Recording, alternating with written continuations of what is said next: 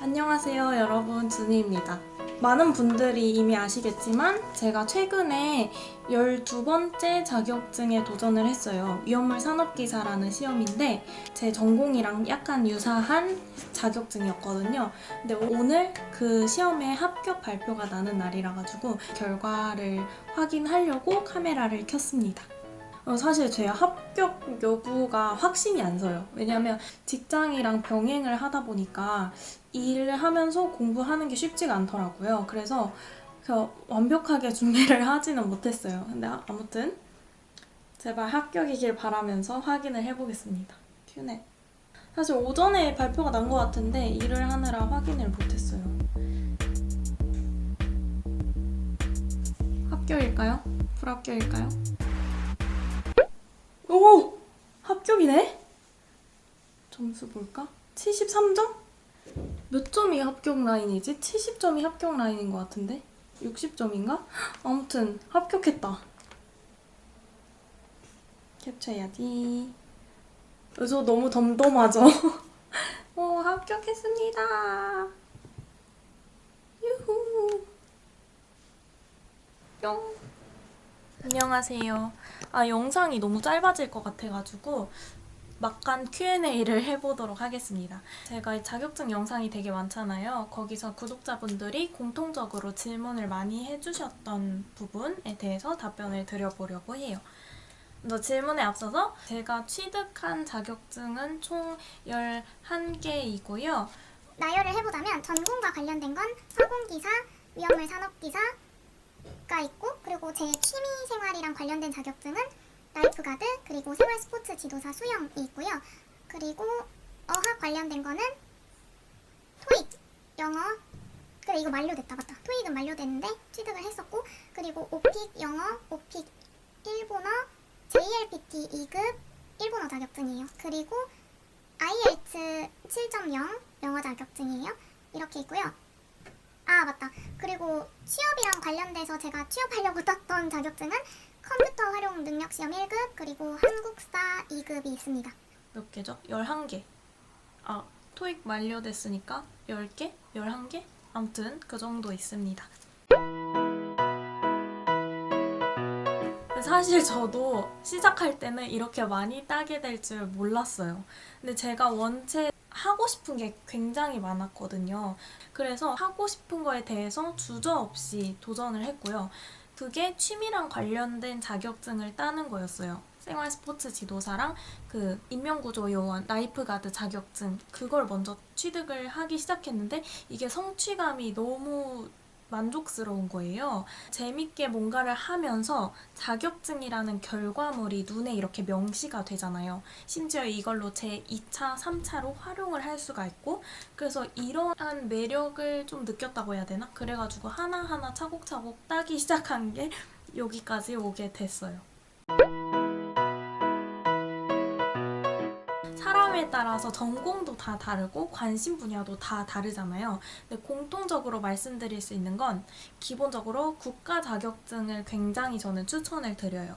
그 이유는 국가 자격증은 유효 기간이 보통 없거든요. 그러니까 한 번 취득을 하면 평생 내 자격증으로 가지고 갈 수 있는 거예요. 기왕이면 본인의 전공을 살린 국가 자격증을 가장 추천을 드립니다.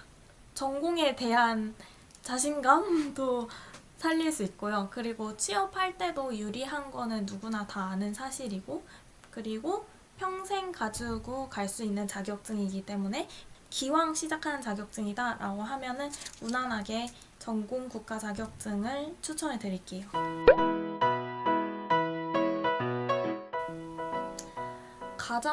가장 어려웠던 자격증은, 이건 개인적으로 저는 한국사가 제일 어려웠어요. 아주 많은 인물을 알아야 되고 시대적 흐름을 알아야 되고 이 스토리를 알아야 되잖아요. 저는 죽었다 깨나도 그게 너무 어려운 거예요. 수학을 차라리 첫 문제를 풀라고 하면 풀겠어요. 물리 문제를 차라리 만 문제를 풀라 하면 풀겠어요. 제가 한국사를 싫어하진 않거든요. 그러니까 우리나라 역사를 배우는 거 얼마나 즐겁고 좋은 일이에요? 다만 시험만 보면 다 틀리는 거예요, 문제를. 그래서 스토리 들을 땐 너무 재밌어. 이 이야기 굉장히 훌륭해. 한국사 알아야지, 한국 사람이면. 근데 시험만 보면 다 틀리니까 재미가 없는 거예요. 그래서 저는 개인적으로 가장 어려웠던 시험이 한국사이고요. 그래서 한국사 시험은 3번을 봤고요. 세 번째 1급도 아닌 2급을 취득을 했습니다. 한국사 좋아해요. 한국사 사랑해요. 가장 쉬웠던 자격증. 가장 쉬웠던 자격증? 자격증 따는데 쉬운 건 없죠. 쉬운 거는 없지만 굳이 꼽아보자면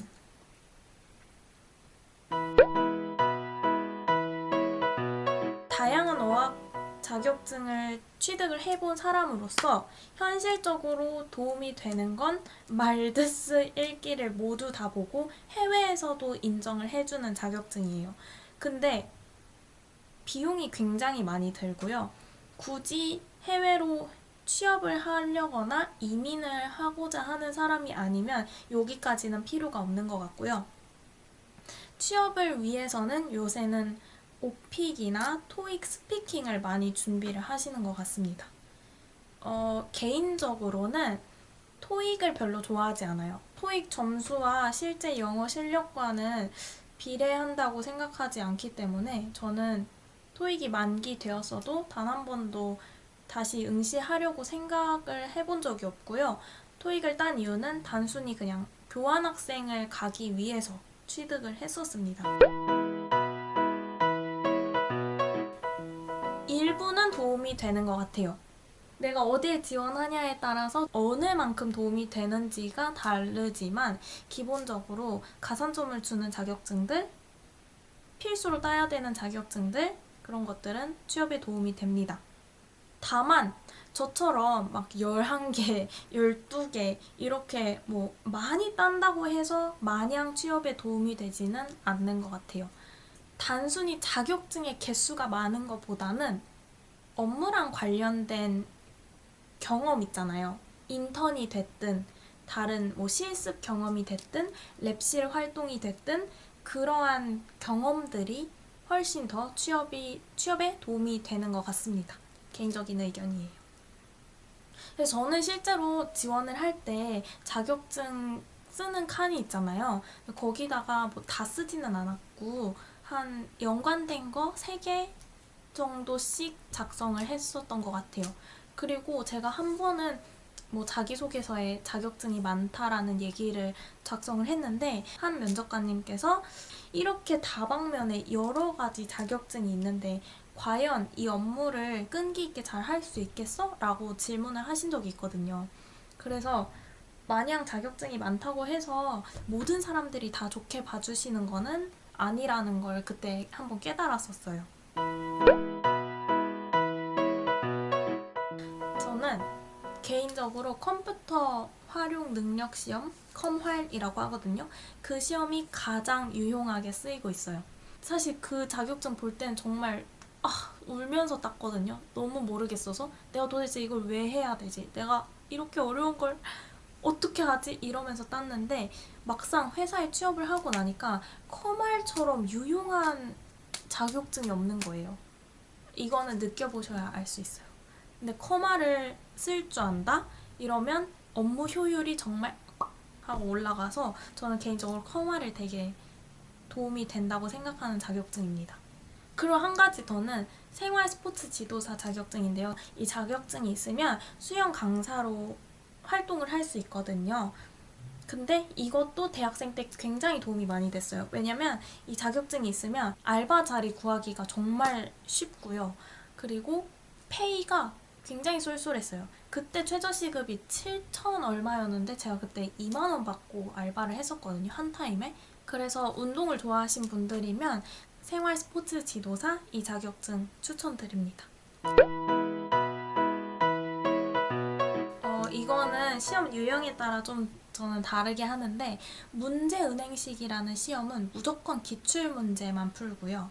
예를 들어서 커말이나 기사시험, 산업기사시험 이런 것들이 있는데 이거는 전년도, 전전년도, 전전전전전년도에서 나왔던 문제들을 일부 똑같이 내는 거거든요. 그래서 그거는 무조건 기출 기반으로 공부를 하고요. 문제은행식이 아닌 시험, 예를 들어 어학이나 한국사, 뭐 이런 것들은 굉장히 꼼꼼하게 이론 베이스로 공부를 하는 편이에요. 그리고 저의 공부 스타일은 저는 3시간 이상 엉덩이를 붙이고 앉아있지를 못해요. 체력도 안 좋고 집중력이 한 2시간 반 넘어가면 진짜 이렇게 돼가지고 대신 조금씩 맨날 합니다. 그래서 저는 다이어리를 굉장히 잘 활용하고 맨날 할 수 있는 정도의 목표로 계획을 세워요. 하루에 적으면 30분, 길면은 1시간에서 1시간 반 정도 이렇게 꾸준하게 공부를 하는 스타일입니다. 네, 여기까지가 소소한 Q&A였고요. 기타 뭐 질문사항들이 있으면 코멘트 달아주세요. 그럼 우리 다음 영상에서 만나요. 안녕!